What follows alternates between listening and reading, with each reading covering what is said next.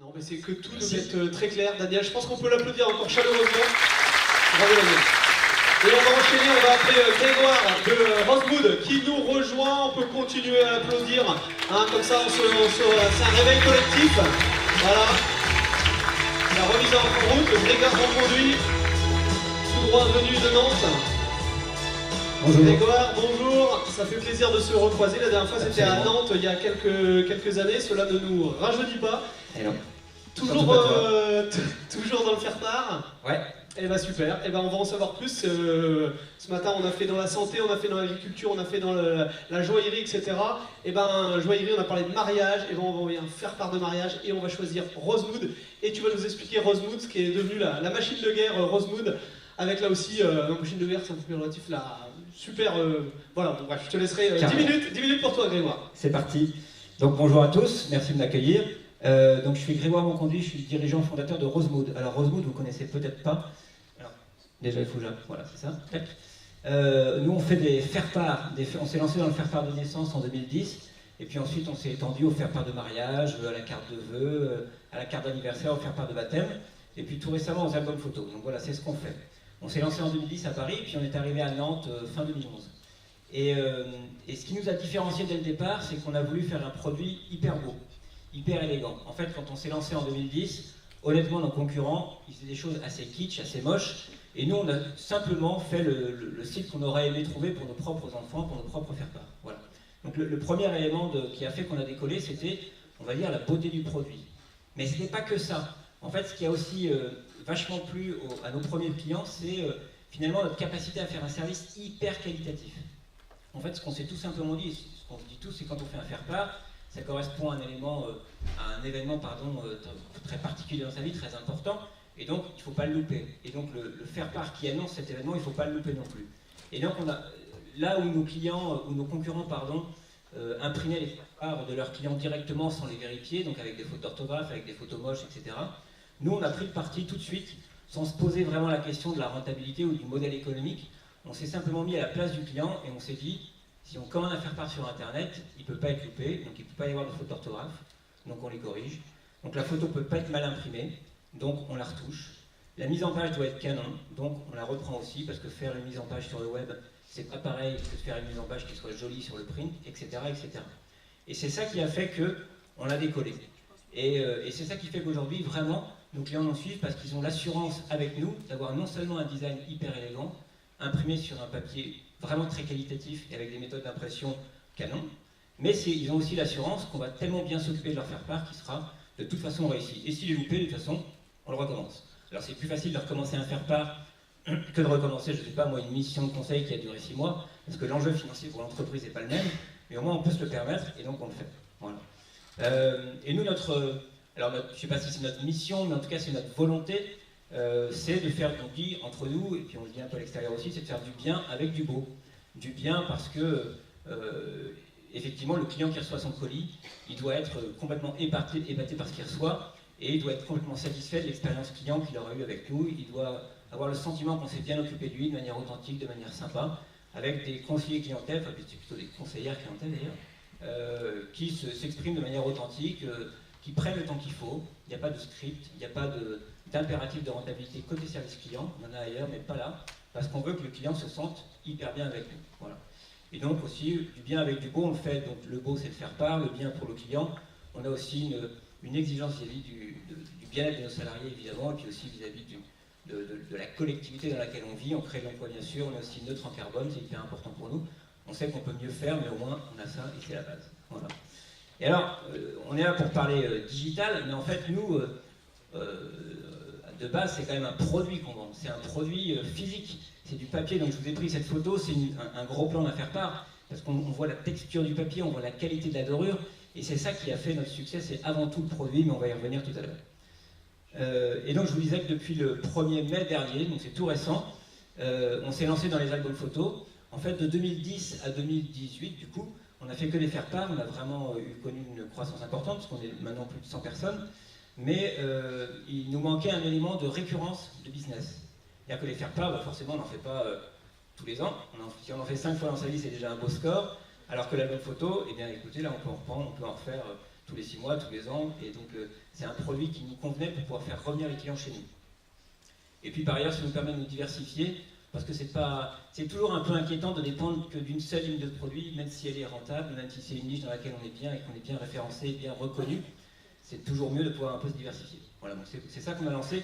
Pour nous, c'est vraiment une révolution, c'est-à-dire que c'est une boîte dans la boîte. Ça a d'ailleurs une implication assez forte chez nous, tellement forte qu'on a peut-être un peu délaissé notre activité historique dans les, on va dire, dans les 6 premiers mois de 2018, mais maintenant on rattrape un peu le retard. Voilà. Tac. Et oui, vous dire aussi que non seulement on vend tout ça, mais aussi on le fabrique. Alors ça n'a pas toujours été le cas, parce qu'au départ, je vérifie le timing, au départ évidemment on était tout petits, donc on n'imprimait pas nous-mêmes, mais très vite on a pris la décision d'imprimer nous-mêmes. Pourquoi? Parce qu'il y avait un impératif de maîtrise du produit. C'est là qu'on s'est dit qu'en internalisant, on allait mieux développer notre produit, être encore plus qualitatif, récupérer aussi une partie de la marge financière qu'on donnait à notre imprimeur, une partie on l'a gardée pour nous, et l'autre on l'a remise dans la qualité, parce qu'on pouvait se le permettre alors, pour pouvoir faire un nouveau saut qualitatif. Et en fait, cet atelier d'impression, je vous montre ici la plus vieille machine qu'on a. Certes, il y a du digital, et on n'existerait pas sans le digital, mais le digital ne fait pas tout. Le digital permet d'imprimer des faire-part, d'imprimer 10 exemplaires d'un faire-part, sans que ce soit coûteux pour l'entreprise, ce que l'imprimerie traditionnelle ne permettait pas du tout. Donc ça, on existe grâce à ça. Mais il y a aussi des techniques d'impression qui aujourd'hui existent dans le digital, dans le monde du numérique, mais qui ne sont pas satisfaisantes. Donc nous, on a un peu le meilleur des deux mondes, et cette machine, on est allé l'acheter à Tours avec un retraité du musée de l'imprimerie de Nantes qui nous a dit c'est cette machine qu'il faut acheter, c'est lui qui nous a formé dessus, et il y a eu une transmission de savoir pour que la dorure à chaud, qui soit faite chez nous, soit la plus qualitative possible. Bon, c'est un détail, mais c'est une anecdote que j'aime beaucoup raconter. Voilà ce qu'on est aujourd'hui, donc 110 personnes, on a deux établissements, enfin nos bureaux à Nantes, et puis notre imprimerie qui est en périphérie de Nantes, et puis on va faire cette année entre 8 et 8,5 millions d'euros de chiffre d'affaires. Voilà. Et on est sur 3 pays, pardon, je ne vous l'ai pas dit. On s'est lancé d'abord en France, ensuite on s'est développé en Allemagne avec rosemood.de et en Angleterre avec rosemood.co.uk. Alors l'Allemagne c'est une grande fierté parce que ça cartonne, c'est une bonne croissance et il y a une vraie équipe à Nantes qui s'occupe de l'Allemagne, donc ça c'est canon.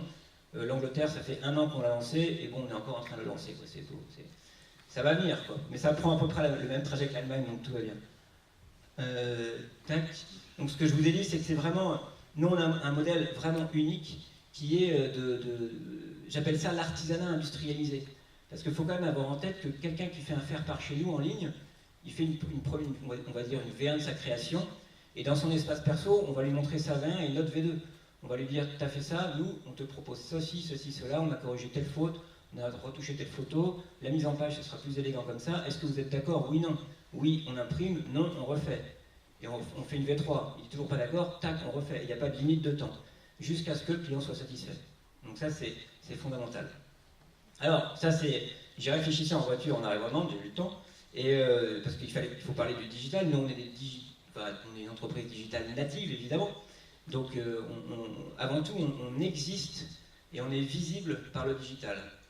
Je vais y revenir. Et après, en revanche, on va dire que nos premiers... succès commerciaux, le fait qu'on ait trouvé de la clientèle, c'est pas vraiment lié au digital. Évidemment, il y a contribué, mais ce qui a le plus contribué à ça, c'est d'abord le produit physique et le service humain qu'on a mis autour de ça. Donc on va dire que l'existence de l'entreprise, c'est le digital, le décollage de l'entreprise, c'est le produit physique et le service, et ensuite sa pérennité, c'est à nouveau le digital. Pourquoi? Alors l'existence, tout simplement parce que pour imprimer des faibles séries, c'est des machines digitales, parce que notre canal de distribution c'est digital, parce que c'est très facile de présenter des produits qu'on n'a pas en stock et qu'on n'a pas encore imprimés, et là c'est du pur digital, etc., etc. Donc on existe grâce à tout ça. En revanche, nos clients sont venus chercher chez nous non pas un site internet, non pas des fonctionnalités, non pas des fonctionnalités de personnalisation avancée d'un produit, pas du tout. Ils sont venus chercher chez nous un beau produit qu'ils n'avaient pas ailleurs, et ils ont été séduits chez nous par un service authentique et humain qu'ils ne trouvaient pas non plus ailleurs. Et le digital y a contribué, mais vraiment, ça a été non pas une goutte d'eau dans un océan, mais une faible part dans quelque chose de bien plus majoritaire côté humain et côté produit. Ensuite, la pérennité de l'entreprise, ça c'est une autre affaire. Parce que si vous voulez avoir un tel niveau de service avec tous vos clients, si vous le faites de manière très traditionnelle, alors on ne serait pas 100 aujourd'hui, on serait 200, on serait 300. Et on ne serait pas rentable et je ne serais pas là aujourd'hui, tout simplement. Et pourquoi on est rentable? C'est parce qu'au fil des ans, on s'est lancé en 2010, et on est en 2018, eh bien, année après année, patiemment, on a construit des outils qui nous permettent non pas de tout automatiser, parce que sinon on ne serait pas 110 non plus, on serait 3, mais au moins de tout prévoir. Ce qui veut dire que je sais que tel client qui est dans telle configuration a acheté tel faire-part, il a demandé tel niveau de personnalisation, alors je sais exactement qu'il faut faire ceci, ceci, et que c'est telle personne qui va le faire. Donc automatiquement, les instructions, la commande est allouée à la bonne personne au bon moment avec les bonnes instructions. Ce qui a pu être automatisé en amont l'a été, et puis la personne n'a plus qu'à, entre guillemets, faire ce qu'il doit faire, et il sait exactement à qui, ensuite, il doit confier la commande et la traiter, ainsi de suite, jusqu'à ce qu'elle soit imprimée, puis expédiée. Et ça, c'est fondamental. C'est cet outil, là, pour le coup, c'est une machine de guerre. Cette machine de guerre-là, c'est elle qui nous permet d'être rentable. Il y a aussi l'imprimerie, c'est assez marrant, bon, là j'ai plus que 14 secondes pour vous dire tout ça, mais notre imprimerie, on l'a construite from scratch, on a loué un entrepôt, on a fait les travaux, puis on a mis des machines qu'on a achetées dedans, et on a construit tout un système de gestion de flux de production qui paraît très novateur pour un imprimeur traditionnel, mais qui est tout simple à faire, vraiment tout bête. Simplement, nous, on avait les compétences, et c'est beaucoup plus facile de construire quand on part de zéro, plutôt que de construire un outil sur un existant où il y a déjà des process, des hommes, des habitudes, etc. Donc voilà, et c'est ces deux outils-là qui nous aident à être rentable aujourd'hui. Voilà, parce qu'on est rentable, en fait, on s'est développé par 2 petites levées de fonds, mais on est rentable depuis 2011 et on continue à l'être. Voilà. Et rapidement, où est-ce qu'on va? Nous, en fait, notre volonté pour l'instant, c'est de lancer les albums photos convenablement. Voilà, donc ça, c'est un sacré challenge, c'est pas évident. C'est de faire décoller le UK, véritablement, comme on a fait décoller l'Allemagne. Une fois qu'on aura fait ça, on en reparle, et puis on verra où on ira. On pense qu'il y a un gros potentiel en Europe sur les albums photos, qui peut être encore à saisir, parce qu'il y a une qualité qui est pas géniale, un peu comme au moment des faire-part quand on s'est lancé, et on pense être capable de saisir cette opportunité. Voilà. Je pense qu'on peut applaudir Grégoire Monconduit.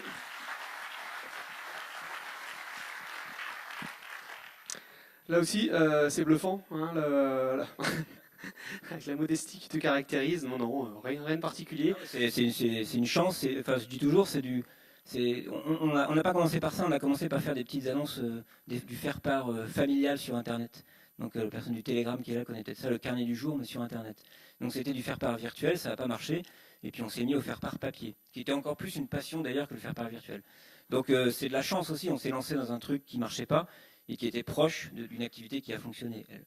Voilà, donc il y a eu de la chance et du boulot.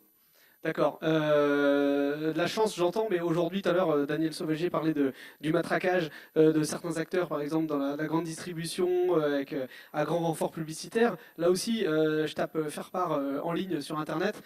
Tous les sites qui font des photos, qui vont me proposer l'impression de faire part. Il n'y a pas la partie expertise homemade que vous proposez. Mais comment réussir à faire venir le chaland sur Rosemood et comment réussir à se démarquer si moi je ne vous connais pas et que je ne sais pas le niveau de prise en main, de personnalisation que vous allez m'apporter. C'est quoi les canaux pour faire venir? Ouais, il y en a deux. En fait, il y a le référencement dit naturel, donc tu tapes ta requête et hop, on arrive dans les résultats dans les premiers résultats non payants, ou alors on paye de la pub à Google ou à Facebook ou à Instagram et compagnie. Et nous, on s'est développé grâce au référencement naturel. C'est une expertise que j'ai acquise au fil des ans. Là, au début, j'étais nul, et puis au fur et à mesure, on finit par progresser et puis à bien se positionner. Donc ce matin, on est même 9e sur l'album photo, c'est la fête. On est dessus depuis 4 mois, donc c'est pas mal. Voilà. Très bien, passion. Mettre l'humain, alors tout à l'heure je t'entendais parler de penser au bien-être des salariés, etc. Donc c'est vrai que ça fait plaisir aussi d'entendre toutes ces choses-là, de pas de limite de temps. Je pensais à Zappos aussi, spécialiste de la livraison de chaussures, groupe aux États-Unis, Ouais. où là aussi ils mettent pas de limite de temps dans les appels téléphoniques. Ils ont placé le téléphone comme un canal hyper important.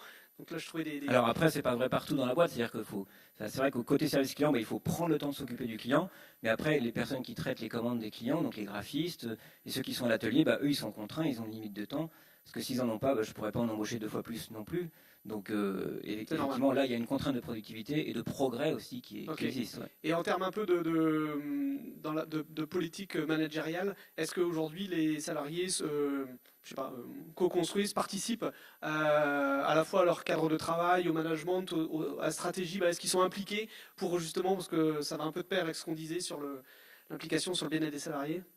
Ouais, alors c'est pas évident, parce que moi qui l'ai cru, quand j'ai lancé ma boîte, on était 3 et maintenant on est 100, donc il faut moi aussi que j'apprenne à gérer ça. Et donc J'ai aussi un fort caractère, donc il faut aussi que j'apprenne aussi à mieux collaborer parfois avec mes équipes. Mais évidemment, on essaie de les impliquer du mieux possible. Déjà, mais tout n'a pas été rose. Par exemple, quand on était une vingtaine de personnes, c'était très centralisé avec mes deux associés. On était 3 et puis on contrôlait tout, on décidait de tout. Et nous, on était tellement contents de la croissance, du succès auprès des clients qu'on se disait que nos collaborateurs étaient hyper contents aussi. Mais en fait, non, parce qu'on s'en occupait pas assez. Et donc, ça a été une première révélation qui nous a fait progresser aussi. Donc, on les a plus impliqués, on a nommé des chefs d'équipe, etc., etc. Et oui, c'est vrai que on essaie de construire au maximum. Et puis, après, quand il y a des décisions difficiles à prendre, il vaut mieux les prendre avec eux que sans eux, parce que sinon, ça se passe moins bien. Donc vous mettez l'humain au cœur, à la fois que ce soit client ou que ce soit salarié, ça reste au cœur de préoccupation. Peut-être une dernière question dans la salle, si vous en avez, pour Grégoire Monconduit, de Rosemood. Des projets peut-être de faire part dans la salle, non? J'ai rencontré un client tout à l'heure, donc merci. Ok. Alors, il y a une question ici. Voilà, si vous pouvez juste passer le micro. Comme ça, c'est collaboratif, ça fait participer la salle, etc. On replace l'humain aussi. Ouais. Moi, 2-3 questions en une. La première, techniquement, est-ce que ce sont les clients qui vous fournissent les textes des faire-part et vous faites uniquement la correction orthographique, ou est-ce que vous avez déjà des textes que vous proposez à l'avance? Et donc je continue avec la deuxième question, ce qui veut dire que si vous souhaitez travailler, déjà si vous développez en Allemagne et au Royaume-Uni, ça veut dire que vous avez des besoins de traduction. Et troisième question, est-ce que vous envisagez de traduire éventuellement dans d'autres langues, je dirais plus minoritaires, régionales, qui ont un fort potentiel émotionnel, ce qui va très bien avec ce que les produits vous proposez, tel le breton? Ouais, je pensais bien que vous pensiez à une langue en particulier. Ouais. Alors, vous savez qu'on a dû acheter le nom de domaine rosemood.bzh d'ailleurs, je crois. Il me semble. Mais bon, bref. Alors, première question, oui, on propose des textes sur le site. Il y a des exemples des pages où on peut s'inspirer. Et puis, sur tous nos modèles, quand on lance une personnalisation, il y a une proposition de texte qui est déjà inscrite. Après, évidemment, les personnes le personnalisent et écrivent leur propre texte, sinon, voilà, ça ne serait pas. Et derrière, nous, on corrige. Et donc on fait la même chose en Allemagne et au UK. Donc on a des équipes allemandes et anglaises qui relisent les faire-part de la même manière qu'on a des équipes françaises qui relisent nos faire-part français. Voilà. Après, pour l'expansion internationale ou intranationale, alors d'un point de vue intranational, non. On a eu une personne qui parlait breton couramment, qui a lancé notre site en Allemagne, donc elle parlait breton, allemand et français. Bon, elle est partie depuis, donc j'ai plus même les compétences en interne pour faire ça. Non, mais oui, ça pourrait s'externaliser. Mais c'est vrai que c'est pas à l'ordre du jour. Ce qui est prévu, c'est plus de s'étendre vers les pays d'Europe du Sud. En fait, l'enjeu, c'est vraiment de réussir dans les albums photos.